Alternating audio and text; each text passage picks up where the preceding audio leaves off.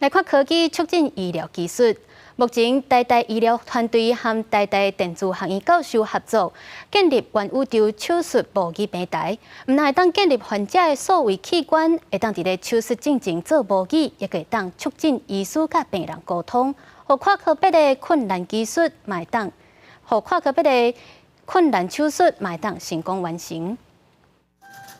琴声正优美，会当弹琴弹甲遮尔顺，对37个唐小姐来讲，就敢若是性命重生的纪念。因为伫最近1年，伊被诊断出伫正边胸杆顶头挖金甲头的所在，有一粒直径5.1公分的纤维样瘤。不过，美国的医生评估做手术风险正悬，可能会造成正手无法度振动，所以就转来台湾到台大接受治疗。的这个3D 的这个透视的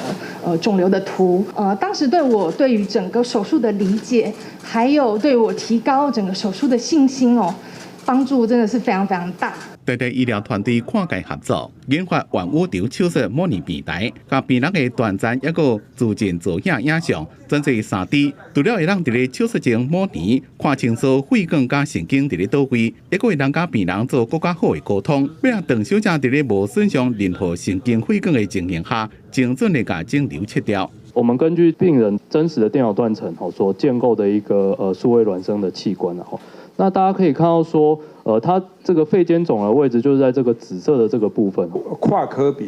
高难度的手术不是说你可能胸腔外科或是你简单的神经外科就可以解决，它必须要跨科别。那这样子平台才能展现它最大的功能。医疗元宇宙省成本、效率高悬，为跨科别高难度的个案提供更加好的解决方法。带这个特殊的设备，会当做教材，训练少年的医生累积经验。这么台大虽然还佫伫咧研发的阶段，不过初步的成果已经成功运用伫咧2个个案。台大希望未来将这套系统发展成为模拟教学的百科全书。记者综合报道。